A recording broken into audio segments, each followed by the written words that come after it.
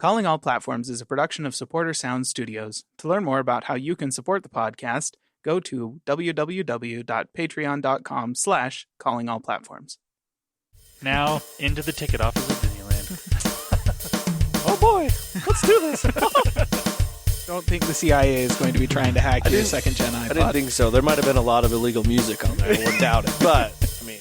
Put it in somebody's pants and have them sit on it. Switch on and switch off. Oh, sorry. I'll go back to my hole. iTunes is a constant source of embarrassment. I'm just so used to barfing right now. I really don't see Apple ever doing that. I am Nadella. I can't do it anymore without laughing. I was going to do the whole thing. Welcome, everybody, to the Calling All Platforms podcast. I'm your host today, Caleb, and I'm here with Landen. Hello. And an empty chair again, where Wes is supposed to be. He is sick, and we send him all of the best wishes in the world that he will get well by the time this podcast actually goes live. I'm putting a deadline on it. After that point, no more well wishes. So once this is live, Wes, you're dead to us. So as you are listening to this right now, Wes, if you're not feeling better, then that's it. Okay, we have some tech news. Yep. I'm going to... Okay, I have a bunch of rumors. No, I have news. I have actual news. Do you have actual news? I have actual news. Actual news? Okay, good. This is the actual news podcast. But we're going to start off our actual news podcast with some Apple rumors, because why not? First of all, Apple is officially rumored, and this is coming from Ming-Chi Kuo, so like the good stuff, you know? This is the high-quality rumors. Apple is rumored to be releasing 4 iPhones in 2020. To be clear, in fall of 2020. Right. Not counting the rumored SE that's supposed to be coming at the beginning of the year. All of them are supposed to have 5G LTE connectivity. And sorry, not 5G LTE. That's not a thing. 5G is just by itself 5G. I've gotten so used to saying 4G LTE. Good grief. 5G. Rumored to have 5G and OLED displays on all 4 of them. So what he's predicting is an SE2 with the home button that is basically a successor, the same body style as the iPhone 8, that is going to have a one lens, like single camera module on the back, LCD display.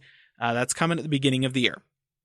Then in the fall, they're going to be releasing a 5.4 inch display with an OLED display, 2 cameras on it, a 6.1 inch version with 2 cameras on it on the back, a 6.1 inch with 3 cameras on the back, and then a 6.7 inch with the 3 cameras on the back, and OLED models or displays on all 4 of those. He's okay. So that's what we're predicting. That's what we're thinking for the iPhone landscape in 2020. That's 5 phones in the year of 2020, which is holy crap. There's a lot of iPhones. This is like Samsung level phones. It is starting to feel that way. Yeah. But nowhere near the price. Because their non-flagship phones are like, $400 or less. Right. Though to be fair, this SE2, I mean, currently you can get a brand new, quote unquote brand new iPhone for $450. Yeah. I kind of expect the SE2 to be priced about that same place. So yeah, we'll see. He's also made a prediction about 2021 because, why not? I could make a prediction about 2021 at this point. It's pretty great, though, because his prediction is that there is going to be at least one high-end model of the iPhone that will have no ports. At all. Completely wireless. No lightning port. And, to be fair, we've been on this podcast telling Apple to break away from the lightning port for years now. But I don't think that's quite what we meant. No. Nope. No, we want USB-C. Yeah, so if you're going to do this, Apple, you need to make it so that your phones actually work with all of the high-end wireless chargers out there without having to validate them individually and have an MFI certification on them or something stupid like that. If you can make it so that I can get a 17, 19, 20 some odd watt wireless charger that will fast charge my iPhone, cool. I'm not probably going to miss the USB-C port or lightning port that much. But if you're going to restrict everything that doesn't have your certification on it to 5-watt charging, is not okay. Yeah. So, but that's all I'm going to say about that, because 2021, it still remains to be seen whether or not we're actually going to be getting the SE2 that we're supposedly getting. Yeah. Another rumor on that front, Mac Otakara, which is a Japanese trade blog, is actually predicting the SE2 to not be called an SE. They're predicting it's going to be called the iPhone 9. Because screw you. That would be so amazing. Oh my gosh. And in a certain I amount, kind of want it to happen, but at the same time, I really don't. in a certain way, I can see how that makes sense because it's the same body style as the 8. Yeah. And it's just upgraded hardware on the Yeah. internals. So it's a 9. And the 10 was a radically changed design, and the 11 is a follow-up to the 10. And then if they do that, though, that's a dead end on the naming, which means that no home buttons after that, like for sure, right? Yep. In theory. So, you know, I don't know.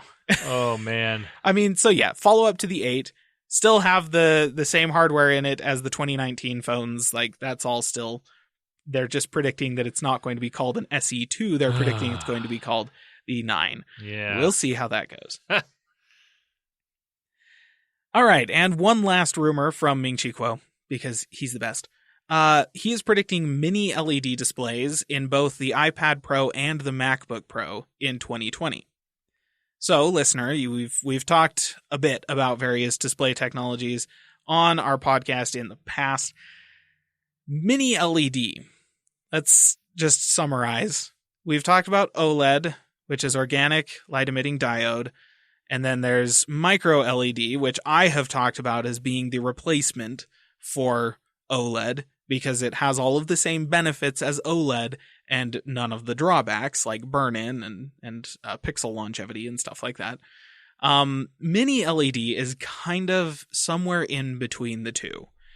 So what mini LED, honestly, the way I've always seen mini LED presented was as a really interesting way to backlight devices that allows for full array local dimming to a ridiculous degree, because the LEDs are just very small and they're very tightly spaced together, not close enough that you could make an actual display out of them, and not small enough that you could make an actual display out of them, because the pixels would be enormous if you were to do that, but tight enough that you could put a white backlight display behind an LCD panel and you'd be able to get really, really whites out of it, and then you could turn off the backlight in pretty much anywhere to get really deep high contrast blacks. So great for, high contrast HDR displays.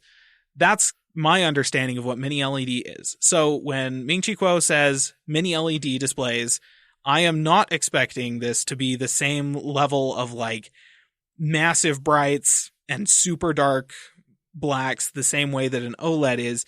It'll be kind of close to that, but you're still going to have an LCD panel in front of the mini LED backlight that is going to be blocking some of the light. So it won't be quite as bright, and you're still going to occasionally get that little bit of a halo effect around any bright objects on a black background. So not perfect, not as good as micro LED is going to be, but I actually do kind of also appreciate the fact that they appear to be leaning in the direction of like, we're just not going to put OLED displays on any devices that we expect people to use more than a couple of years. Because that's where OLEDs start running into issues, especially on computers where you might have interface elements that will burn in within a year of use because your freaking taskbar is always there whenever the display is on.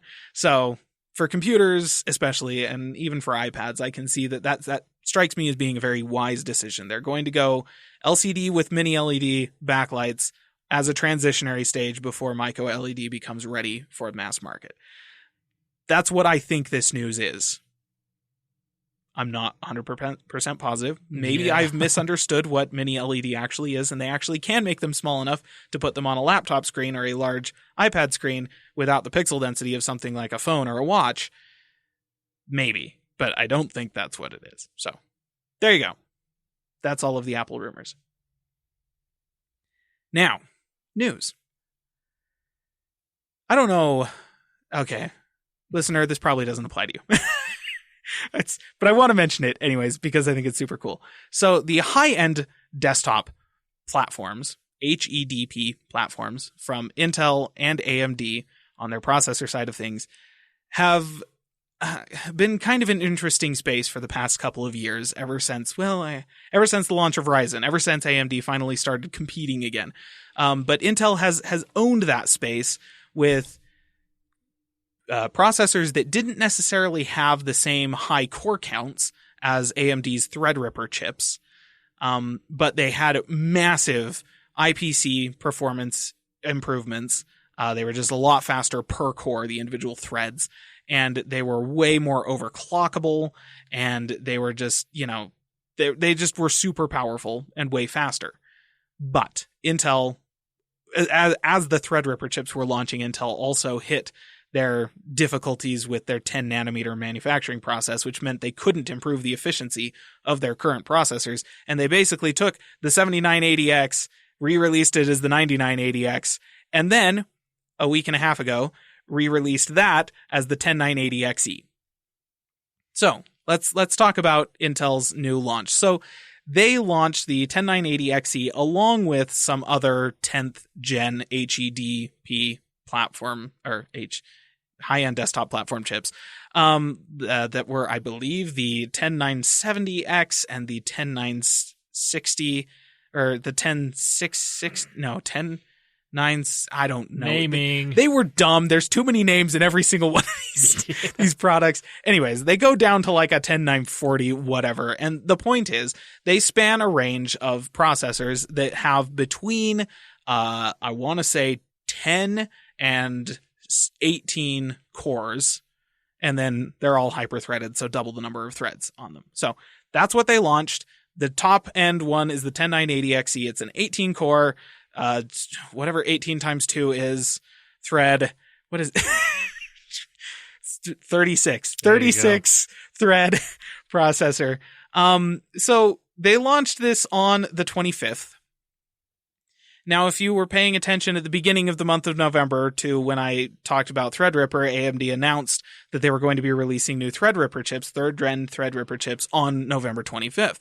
And so then for Intel to basically send out chips to all the reviewers and say, hey, 6 a.m. on the 25th at the exact same time as AMD's chips, like, wow, obviously, like, they want to try and steal some of that media thunder. And then 2 days before the actual review embargo ended, they moved it up 6 hours. So it was like 1 a.m. the day that the Threadripper chips were going to be released. So that was kind of hilarious. And the reason they did that, there's no other reason to do that other than they wanted the review embargo to be before the Threadripper chips so that reviews that went out when the embargo lifted couldn't actually contain any information about the Threadripper chips in them. They wanted those videos to be just about their chips and not a direct comparison to AMD's competitive chips because they knew. That's brilliant. They knew. That is brilliant. It would have been brilliant if it wasn't so freaking obvious. Well, yes. Because absolutely every tech reviewer ripped Intel a new one for that behavior. They were all just like, that is the worst thing. Linus Sebastian of Linus Tech Tips, who is one of the bigger, like probably the largest reviewer of these types of pieces of technology on YouTube, he about had an aneurysm in the video. Like, it's literally the first, 7 minutes of what is basically a 14-minute video. So like 50% of the runtime is him ranting about Intel's behavior with their processor launches over the past year. And it is hilarious. And despite this, tech reviewers still had our backs. There were a couple who waited until the Threadripper embargo to release a video that compared the Intel chips to the AMD chips directly. And everybody else was sure to call out in there, by the way, these Threadripper chips are available. You should go look those up because, looking at what we've got here, I don't think you should.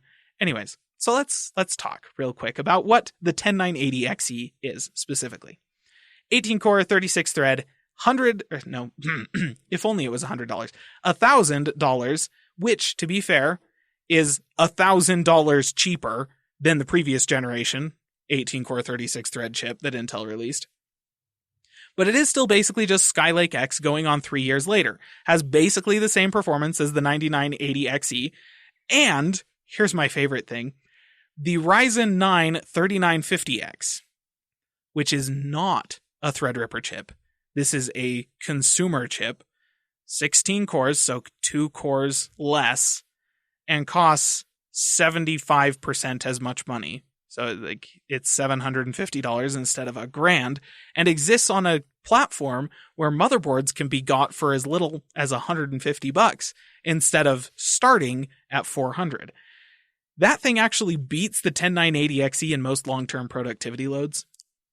Ouch. So the 10980XE is a huge chip, 14 nanometer versus Ryzen 7 nanometer, that runs hotter than everything else, has fewer cores than the competing high-end desktop platform AMD chips, and doesn't actually add much in the way of performance, is actually a little bit worse than the previous generation Intel chips in some situations, and can't even manage to beat AMD's mainstream line at the top end of the mainstream chips in the vast majority of cases.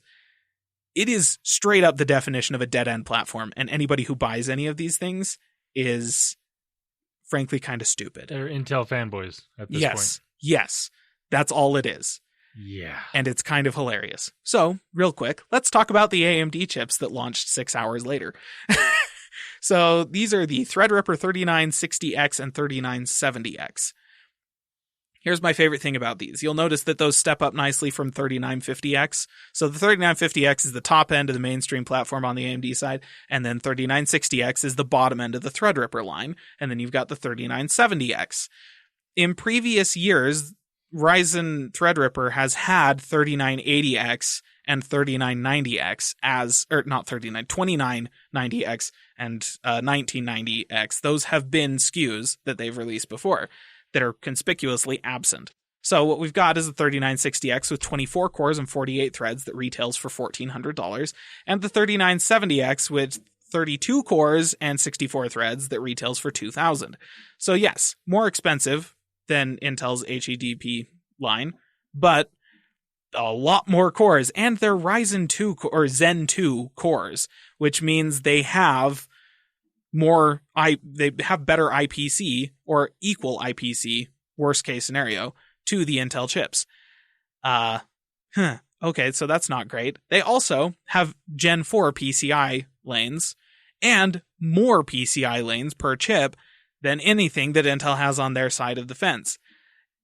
And the best part is, performance-wise, they scale pretty linearly from the 3950X all the way, like honestly, with these as data points in there now, there's a pretty clear trend that as you add cores on Zen processors, you get a very predictable increase in performance going from the 3950X all the way up to their 64 core 128 thread EPYC server chips.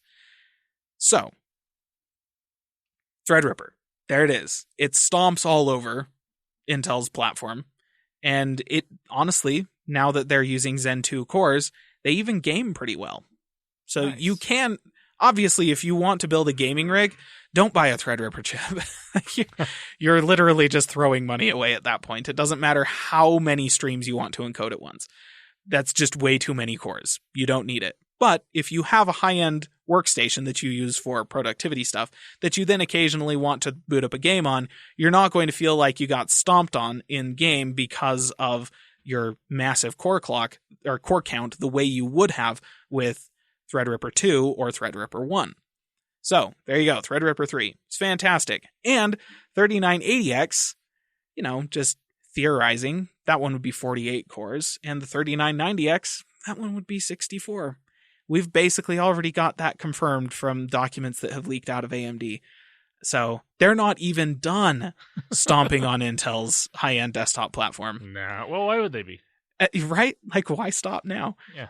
It's not like it's hard. No, it really isn't. Intel has done nothing to make this difficult. So, yeah, there you go. That's the news. It's more of the same narrative that I have been basically wrote at this point over the past year. Whereas 2 years ago, you would have been crazy to tell somebody, like, under any circumstances, buy an AMD processor. Doesn't matter what your price range is, what your use case is, just buy AMD. That was Intel. 2 years ago, 3 years ago, when we started this podcast, it was Intel. If anybody was all like, look, I just need what's the rule for buying CPUs for a new computer or something? It's okay, buy Intel. Vast majority of cases, you're going to get the best experience with an Intel chip at whatever your budget is. There were some arguments that could be made in the budget areas, but even there, they weren't strong arguments, and it was just like, buy Intel. Now, it's AMD. Doesn't matter what you're doing, what your use case is, what your intended load is. My recommendation is buy AMD. There's still the arguments that can be made at the very top end of gaming for PC, where it's all like, yeah, the 9900K can overclock and all that stuff better. And true, if that's all you want to do is game, then I can see an argument for the 9900K. But if you do literally anything else on your computer, it's just game and stream at the same time, get an AMD chip. So it's a really weird place to be in, but I figured that was a good way to end the year, is just with, yeah, here they are releasing more processors in both of them, and AMD is still whooping Intel's trash. So, yep. There you go. 2019, everybody. The year of AMD's CPUs. Apparently. Now, so there you go. That's all the news that I have for technology. What have you got, Landen? All right. We will start with some Google news. And the biggest thing that happened in the Google world actually happened in the Alphabet world. Oh, yeah. I heard about this. Well, also Google, I guess. But the founders of Google and Alphabet, Larry Page and Sergey Brin, are stepping down from their leadership roles. So Larry Page will no longer be CEO of Alphabet. I can't remember what Sergey Brin was. I think he was like VP or I don't know. He was something. I can't remember. Obviously up there. But they will both be stepping down, and Sundar Pichai will be now the CEO of both Alphabet and Google. Yeah, which feels an awful lot like a reintegration. Kind of. So it kind of makes sense. So Larry Page and Sergey Brin have both kind of been fine stepping back and not being the main face of anything really for the past couple of years. Yeah. Even before Sundar took over as CEO of Google, they were kind of just, background type They were guys. moving away. Yeah. And from what I understand, both of them are kind of having some issues with certain things, and being in the face of certain things aren't working. Right. And won't work in certain circumstances. It's understandable coming from a couple of people who were heavily involved with a company whose mission statement included the phrase, "Don't be evil." Yeah. Right. With some of the things that Google has become, I can see them having a hard time. Well, there's that. They did say they still will be on the board for Alphabet, and they are still holding the majority shares of everything. So they still control pretty much everything. They're just not the CEO anymore. Right.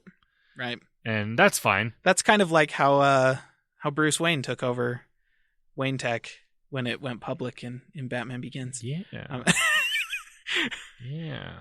Yes, pop culture references. And anyways, I mean, Sundar as CEO of Google is kind of becoming more of a, not necessarily a background, but he's not trying. He's never really been one to be out, and like he does do a lot of stuff at the keynotes and whatnot. But at the Pixel keynote, he wasn't even there. He did not even go to New York for that keynote. Yeah. So he's no Steve Jobs. Yeah. No. That's fine. Tim Cook is no Steve Jobs. There ain't when it comes to that Steve matter too. Jobs. Yeah. No. I mean, even if you look at Apple, Tim Cook, he introduces the keynote, and that's basically it. Yeah. And then he turns it over to someone else. Yep. The closest that we have to a Steve Jobs in the world right now is Elon Musk, and he just gets windows broken on his stage, so he's clearly not Steve Jobs. Yeah, that was funny. We don't need to talk about that. Yeah. Anyways, so that's the biggest news out of Google this week. We'll obviously have to see where things go from here. Should be interesting. Yeah, I'd be interested to see if he steps down as CEO of Google once he finds a replacement.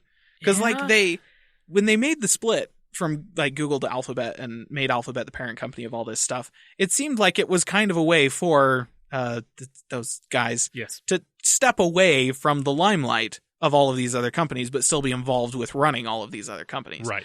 And this seems like more of that. They're just kind of distancing themselves from it some more. And that's fine. Like, I understand why you would want to do that. But it is kind of interesting, because if that was the main function of Alphabet, is there any reason for Alphabet to be a thing anymore? I don't know. Well, yeah, I mean, it's interesting because like the reason they started Alphabet was kind of they want to keep these companies they buy as their own separate things and just have a mothership basically. Yeah. That doesn't necessarily oversee or take control of anything. They just are there as the owner basically. Right. And it's worked that way so far. A lot of the companies that they've bought do run that way. I mean, right. Yes. The only company that's kind of been more integrated into another one was Nest with Google. Right. They're kind of, and that's more of just the hardware division. Right. Whereas Google itself is still its own thing, and then the hardware stuff is kind of integrated more with Nest. Right. And the stuff that has like all the smart home stuff makes sense to integrate that with Nest because Nest was a smart home company. So I don't know. It's interesting. We'll just have to see what happens. Yeah. If Sundar decides to stay as CEO of both or what he wants to do, I don't know. We'll see. All right. Other Google news. The Google Recorder app that they showcased at the Pixel 4 event, that was ridiculously cool. Yeah. Has now come to the Pixel 2, 3, and 3A. And I immediately downloaded this from the Play Store. And it works fantastically, like just as advertised. I was very surprised. And like, so what I was recording was in the same room as me, but kind of quiet and not something that would have been easily picked up on the phone audio wise. I mean, you could hear it when you were listening back to it, but the transcription was, it got a couple things wrong because it was quiet, not super loud. Right. But it was, I'd say 99% accurate, and you could search for words in it once it was done. It was, like I said, just as advertised. It was great. Sweet. So I'm very happy to have that. Students everywhere rejoice. Exactly, as long as you have a Pixel. Although buy a 3A, they're ridiculously cheap and really awesome. Or just hope that somebody in your class has one, and that they will helpfully post their notes on. But yeah, I mean, it's freaking awesome. It's great. Sweet. All right. The next thing Google-wise that I want to talk about is the live caption feature from the Pixel 4 has now come to the Pixel 3 and 3A. And I have turned this on, tried it out. It works, again, as advertised. And then I quickly turned it off because it's kind of annoying in some circumstances. It's not... So I was thinking it was going to be more like how normal captions are, where they're kind of the bottom of the screen or top of the screen. Right. This is like the middle of your device's screen, no matter where the video is. Which is kind of annoying. That's one reason I turned it off. Yeah. But it does work, like it says it will. It does automatically give captions for what's going on in a video. It's just kind of a UI thing that maybe needs to be fixed. And that could very easily be fixed by saying, okay, put down to the bottom third of a screen in portrait or very bottom of a screen in landscape. Right. It's like, that would make sense. Yeah. And they probably will do that because I'm sure they're going to get feedback from it. Oh, yeah. Yeah, but definitely. It does work, and it's super easy to turn on and off. Like, all your sound settings, when you hit the volume button, pop up right there. There's a little button at the bottom of that. Turn it on, turn it off, and it is easy and simple and quite nice. All right. The next two things have to do with Google Photos. The first one, Google Photos has added a message-like sharing service inside of their app. Because and that's they don't actually have really enough nice. messaging apps. Well, it's true. I will give you that. But this is specifically for sharing photos, whereas before, if you wanted to share photos, you'd either have to create an album or have an album already with that person or group of people to share with them. This is it's basically like a Facebook Messenger or iMessage or WhatsApp or, a way to send high quality videos and photos in a message without having to start an album. It's actually a lot easier. It works great. Now, I tried doing it with my wife on her iPhone, but her Photos app has not gotten this update yet to have this feature, but it worked. It shows it correctly on my end. Mm-hmm. It just isn't quite there on her end. Right. So So once everything gets up to date. Right. But it did work on my side. It was a lot easier. Again, I didn't have to either put into a different album that doesn't make sense to put these photos in, or create a new one, because that's just a pain in the butt. Yeah. And yeah, I like this idea. And then you can actually like just chat back and forth and be like, hey, can you send me these photos? And then you can send them inside of that chat. Right. And it just works. It's nice. I like it. It's a good way to do it right now with not a iMessage competitor or IRCS not fully integrated on everyone's phone yet. And that's kind of the thing, because it's like, heaven forbid they just integrate it with like Hangouts or something like that. But then I realized that they have no idea what they're doing with Hangouts, and they don't really have a centralized like iMessage competitor. If they did, then I'd be like, well, why are you doing this? Because like I get all the same benefits and stuff with other Apple devices if I'm using Messages. Yeah. But if I'm not... They really should have just stuck with Hangouts. Yeah, I don't know why. Like, where did all of this other stuff come from? Hangouts was a great app. I used it. It was my default SMS app. Yeah. For a while.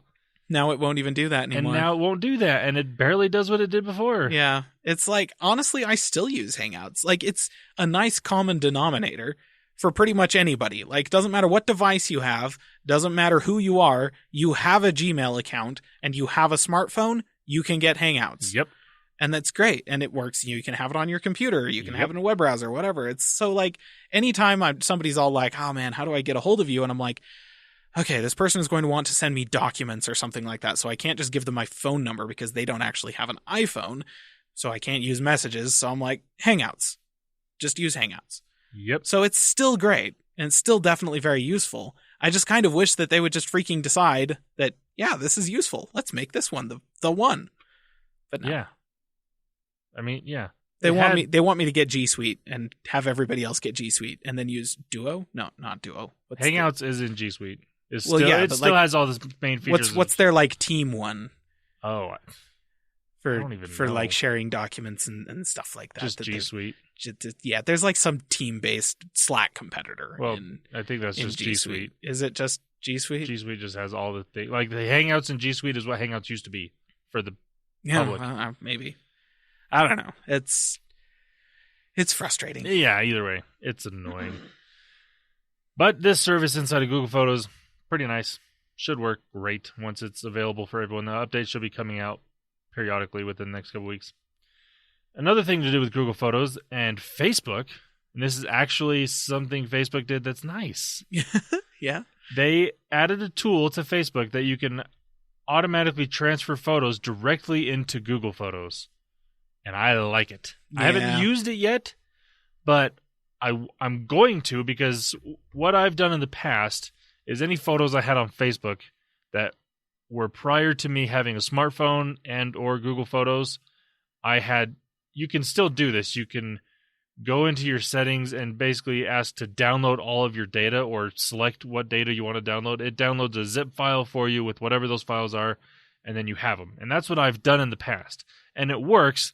The downside to that is when you go to add those to Google Photos or whatever service you have, it timestamps them for when you downloaded them. Yeah. Not for when they were actually taken. And if that's something that you like, which I do, that kind of sucks. Yeah. So with this feature, I haven't used this, so I don't know 100%, but I'd be surprised if it didn't keep those timestamps, at least for when they were uploaded to Facebook. Yeah. Which is usually within a day or two of you taking the photo in most cases. I'm sure they'll have that in there, in the metadata. Yeah. So I'm actually excited for this feature. It should be really nice. And for anybody that has a ton of photos that are on Facebook before using Google Photos, which really is going to be a lot of iPhone users. Yeah. That either haven't used Google Photos or haven't used it for very long.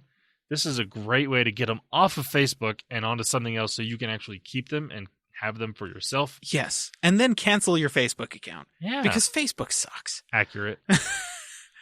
Like, my only thing is that I do have some pretty entertaining comment threads and stuff on various posts. Yeah. Like, I want to be able to download all of that history and then kill it. Just kill it. I want an offline copy of my history of Facebook, and then I want to cancel my account. I just want out. My Facebook. problem is I'm part of so many groups that I need to be part of, Yeah, especially in the there's that. podcasting world. There's a lot of things that I'm involved with that I need to be in on Facebook. I'm like, And to be fair, Facebook Marketplace is pretty nice. Facebook Marketplace is really good. Yeah. Okay, well, maybe I won't cancel they do it, a lot of good things, but they do a lot, even way more really bad things. Yeah. I hate Facebook. Yeah. I really wish they didn't own Instagram because I love Instagram. Oh, yeah. Yeah. Anyways, let's move on from that. So, Yes, now please. on to some general tech news. And this is kind of along the similar line of, our processor talk, but this is mobile processors. Right. So, Qualcomm had their big conference that they do every year in Hawaii, which is such an interesting thing. And it's funny because they always fly out these tech reporters to Hawaii. They pay for their hotel, they pay for their flight, they do all this stuff, and all of them hate it. But they're like, hey, it's a free trip to Hawaii. I'm going to go. Yeah. But they hate being there because it's really boring and just Qualcomm, blowing smoke up their own butt. Yep. And just, Yep. whatever. It's really sad when a company is rich enough to be able to do that kind of thing. Oh, yeah. Yeah. It's something that Apple could do, but they don't because Right. they're not stupid. Right, because they know it's not a good look. No, it's absolutely not. It's something I'm surprised Tesla doesn't do. Yeah. Because it's something they would do. Yeah, I don't think Tesla has enough money, really. They're not Yeah. quite profitable enough to do that kind of thing and not That's have it true. look utterly pretentious. Although once they have the money, I would be shocked if they didn't do Oh, it. yeah, totally. Because that's totally them. That is an Elon Musk thing, 100%. It's look what I just did. I brought you all here. Now listen to me talk. I am basically a Bond villain. Get on your knees. Basically. They're flying them out to a literal volcanic island. Right. Come on. Right? Anyways, so what this was, they do every time of year at this time, they announce their next mobile processor that's going to be in all the flagships for the next year. So this year, it's the Snapdragon 865. Oh, man, I was hoping for the 8XD5 or something like that. No, that'll be in, 4 years? 4 when years, they run yeah. out of numbers? Yeah, no, they'll pull an Intel and they'll just put a 10 in there. So it'll be the 8105.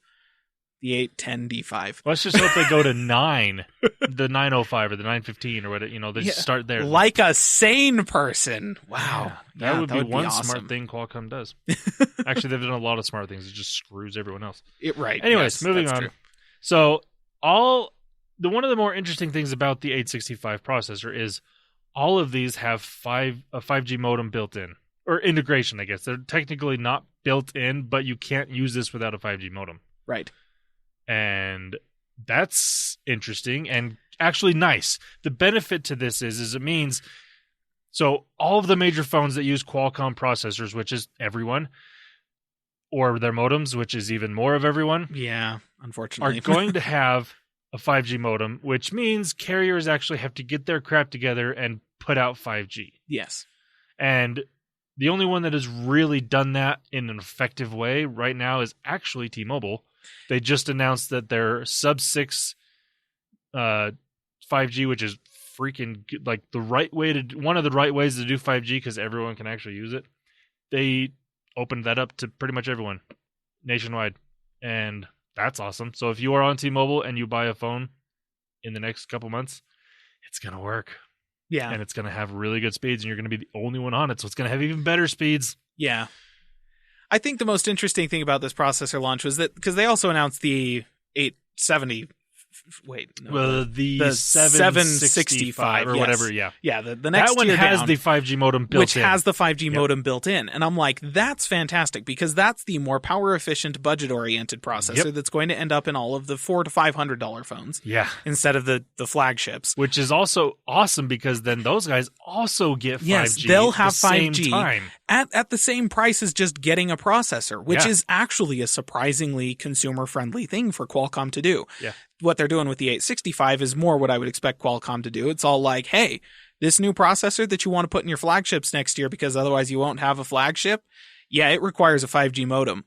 Guess where you're going to have to buy that 5G modem? Yeah, you're going to have to buy a 5G modem from us. You're locked in, boys. Now, from what I understand, I do believe the modem that's built into the lower end processor, I don't know if it supports all the same bands as the X50. So the X55 is the one that they've announced for 5G. It might, but I don't know for sure. And the X55 basically supports every form of 5G that's out there, which there's 5.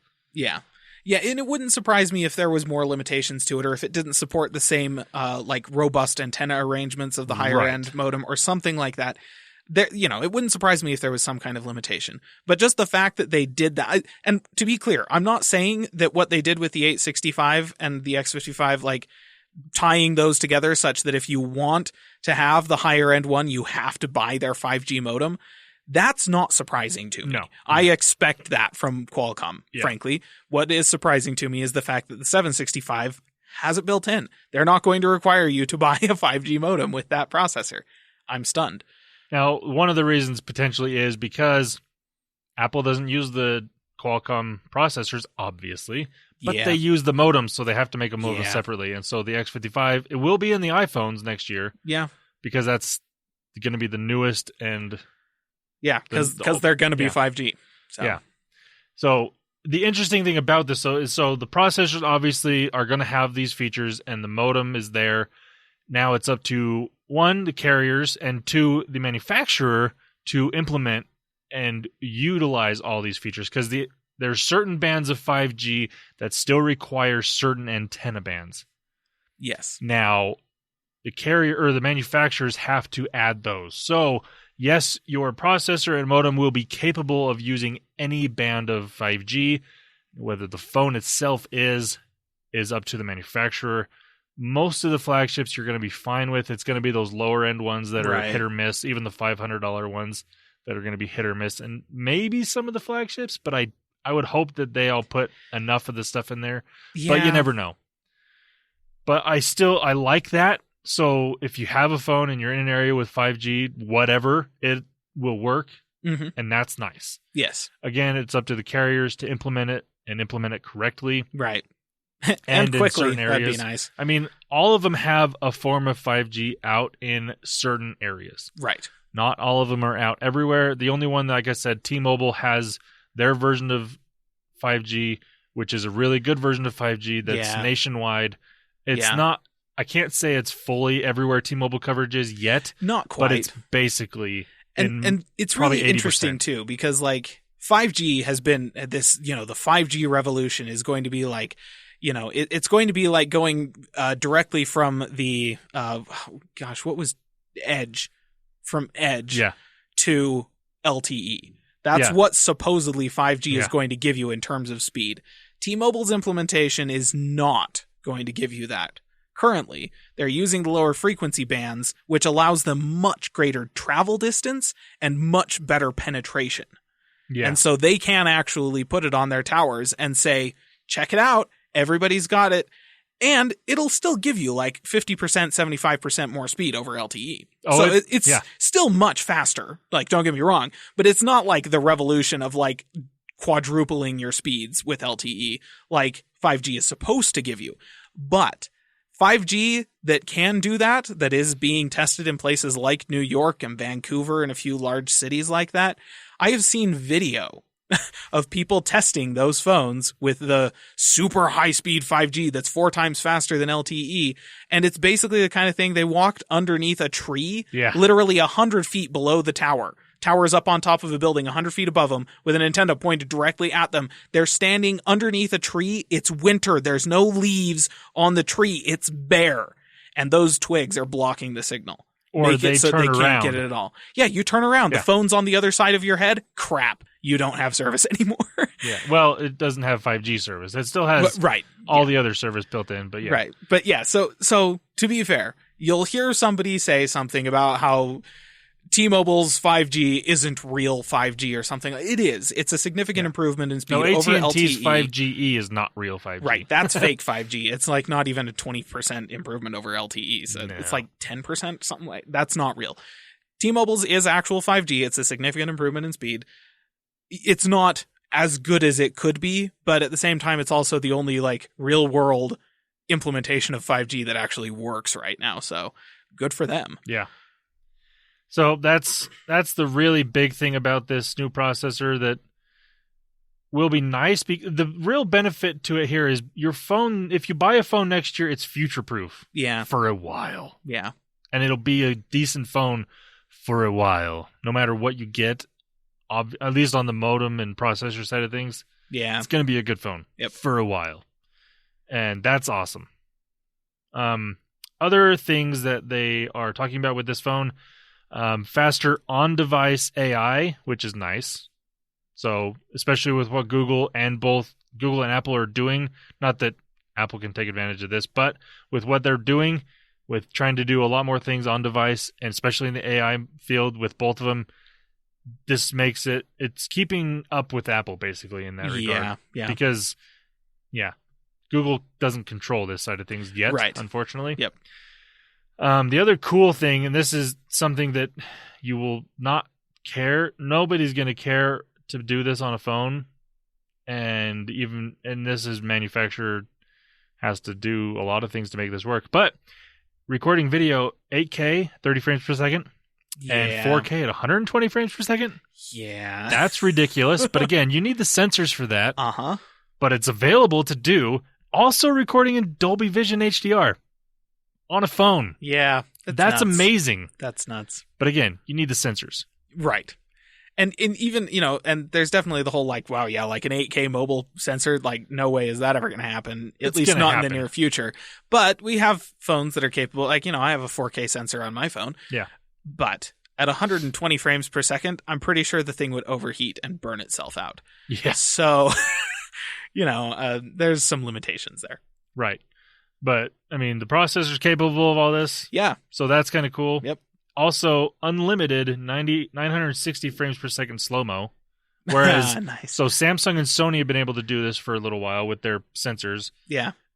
But it's been like you can do 4 seconds. Yes. Which ends up making like a 5-minute video. Right. But it's 4 seconds of real-time video. This is unlimited. So that's ridiculous. Yeah. That's kind of cool. Yep. You can make a 5... Oh, gosh, I don't know why you would want to do that. At that point, I think that your biggest thing is storage. Like, how fast can you write to the storage on the phone? And that's the thing. This thing, like, the data speeds that this processor can do they're way faster than any phone can read storage. Like, any hard drive on a phone can't read that fast. You can't push to the NAND flash that quickly with a lot of these things. So... Yeah, maybe in a couple years this will work with that, but right now, no, this is too fast.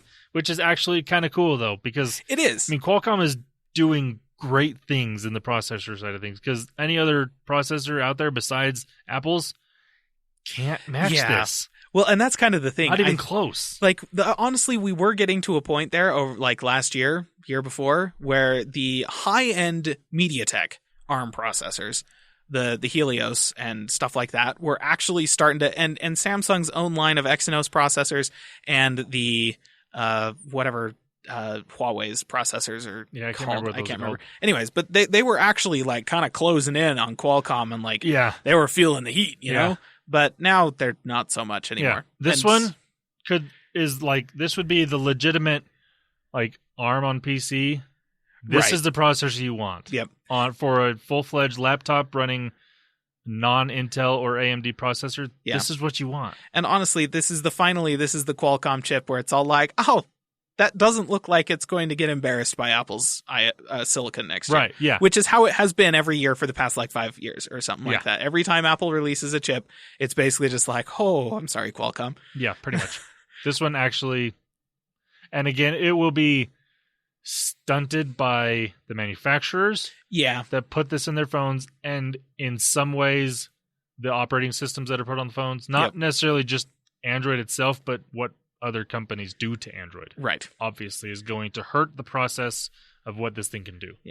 But it is nice to see though that the entrenched leader in the mobile processor space is more agile to respond to threat than on the desktop side, like Intel.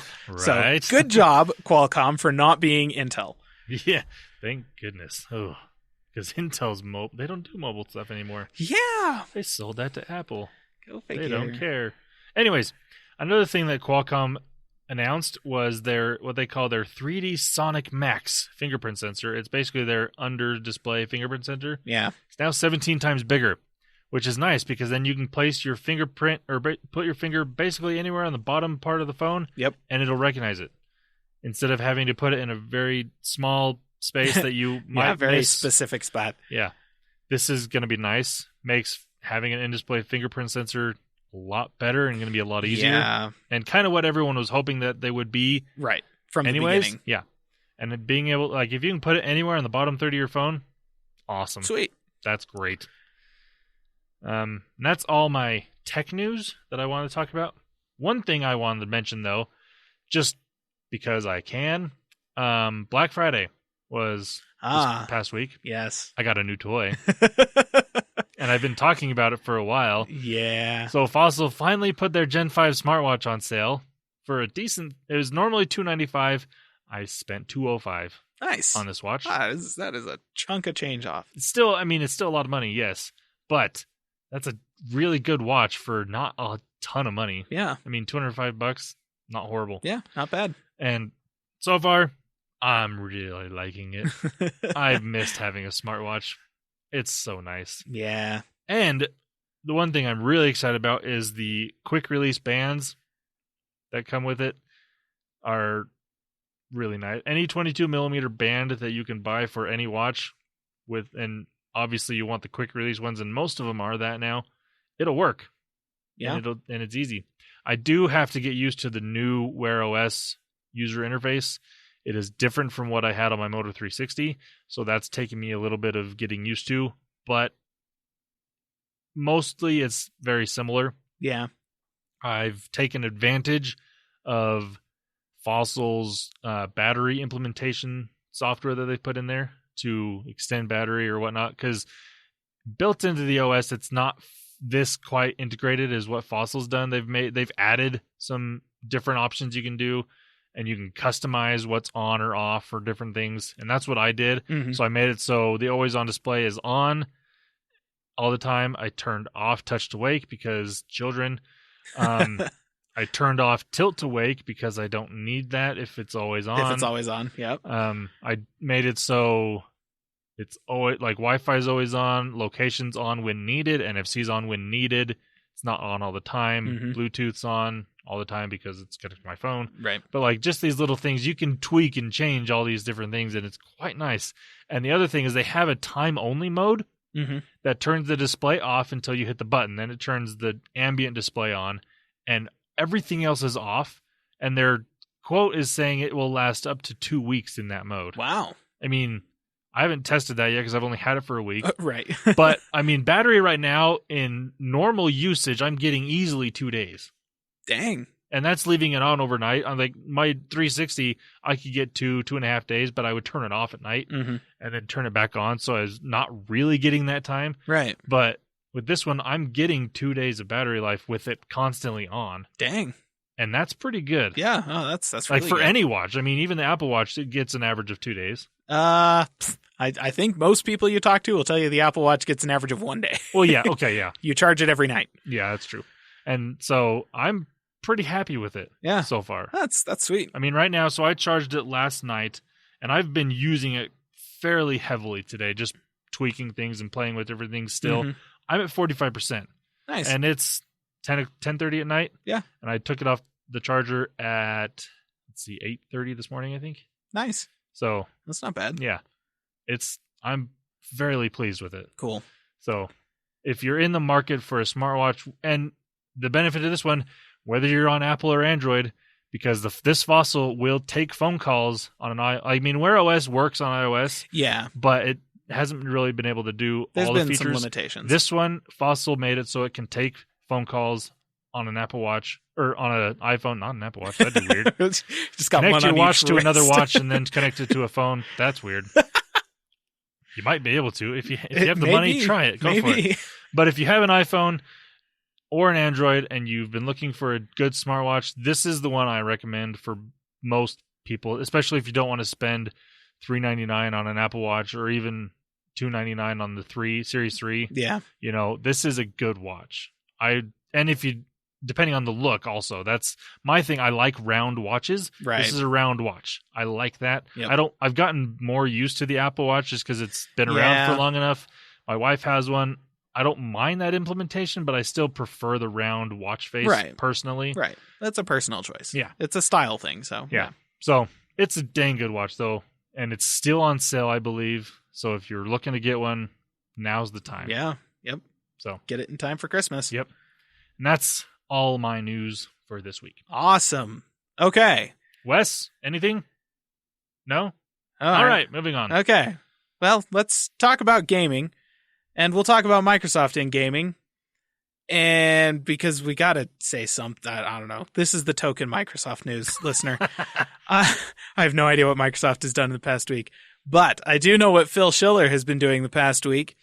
So, Phil Schiller, the head of Xbox division at Microsoft, tweeted this past week about how he had taken his Project Scarlet Xbox home for the weekend and had really enjoyed all of the time that he had spent playing games and interacting with the community.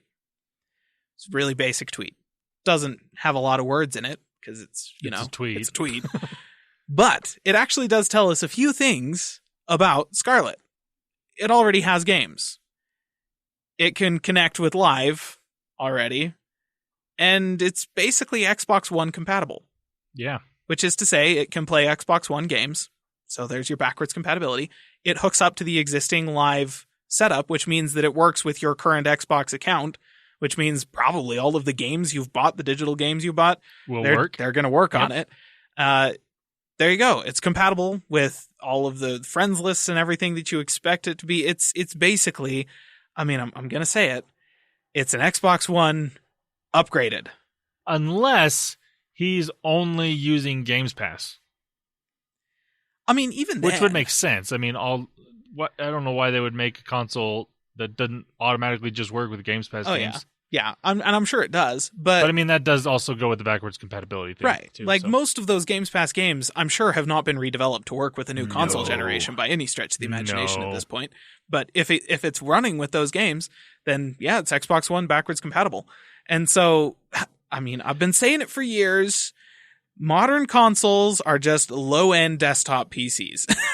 Pretty much. They're just highly specialized desktop PCs that sacrifice some productivity functionality in favor of gaming functionality. Right. And that's what it is. Right. They sell a little bit cheaper than equivalent PCs because of economies of scale. But other than that, they're just not that different. And this is just kind of more proof of that. If your digital game library is following you from one piece of hardware to the next piece of hardware to the next piece of hardware, that is exactly the reason I have been playing PC games for as long as I have, is because like I can go grab games that really were released in the 90s and install them on Windows 10 and they run and I can play them and it's great. So yeah. That's what that tweet says to me. And it kind of says a lot for just a basic tweet that says, I was playing with my prototype console that you all can't have because I'm the head of Xbox and haha. Which, it kind of also says that. Yeah. But there you go. That's some actual detail about the next version of the Xbox, which we still don't have about the PS5. Right. But I mean, we do know that the PS5 has a giant V-shaped notch cut out of the top of it. So that's cool. I don't think that's the final actual design of the console. Hey, it's not an X. True. They're not the 10, though. True. That's why. They're not there yet. They're halfway. Now, I will say that obviously this tweet says a decent amount about what this next Xbox is going to be, but obviously these games aren't taking full advantage of what hardware is going to be in it. Right. Because, again, it just means that it's backwards compatible, which is a good thing. Yes. And yes, you can buy it day one, and you don't have to worry about buying whatever game comes out day one at full price, because you'll that's what have it's going to be. a library of games already. And that's the biggest thing. That's awesome. Yeah. And honestly, with the One X being a thing and having pushed so much the whole concept of what is fundamentally 4K 60 FPS, but what actually works out to be 4K or 60 FPS, you can have one or the other.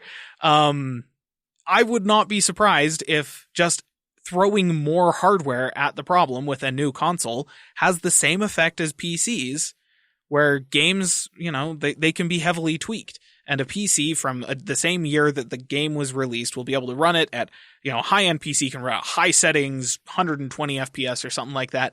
And then a high-end PC from 3 years later is going to be able to run it at ultra settings, 120 FPS or something like that.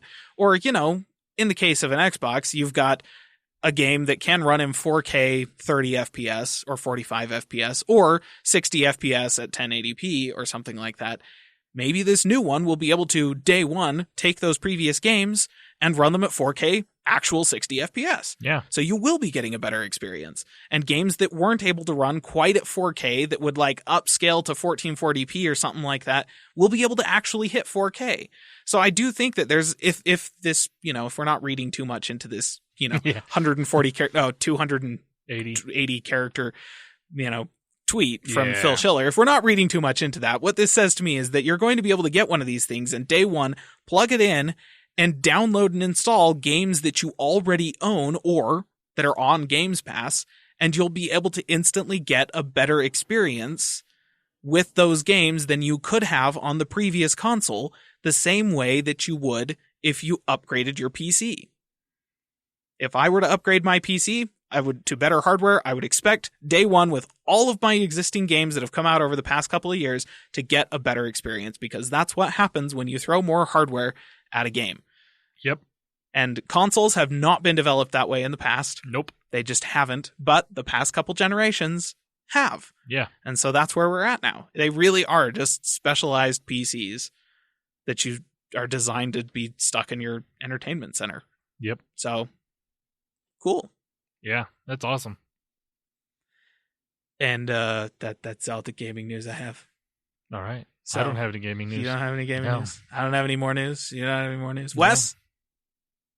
All right. Okay. Well, listener, I guess that's it for this week. Thank you for joining us. And, hope everything is going well with your shopping leading up to the holidays. Best of luck out there. It is the Wild West. I guess I should mention that there are a whole bunch of game sales. We talked about that in the Black Friday sale, that like most games don't go on sale over Black Friday. Steam actually started their sale a little bit earlier than I was expecting, so that was happening during Black Friday. Pretty sure it's still going on, and every other game said all the sales are happening right now.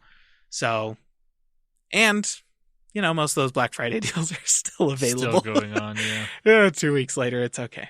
It's okay. Yeah. It's not actually been 2 weeks. It's been a week. But point is, I hope you're having a lot of success with all of the technology that you need to buy this year. And I hope that you are not spending too much money on technology, because technology is awesome. Obviously, I think so. But it's not the most important thing in your life. Don't go into debt over this. No. Nope. So, hope you're having a good time leading up to the holidays. Thank you for listening. You can always reach us on Facebook or Twitter, or by emailing us at podcast@callingallplatforms.com. Thank you for joining us. See you next week. See ya.